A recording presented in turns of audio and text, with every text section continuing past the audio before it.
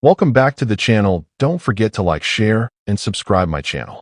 Today we are explore how to create a business real estate interior alignment using adaptive wide angle in Photoshop. I open Photoshop and bring in a real estate interior photo. I pause because property visuals affect business trust.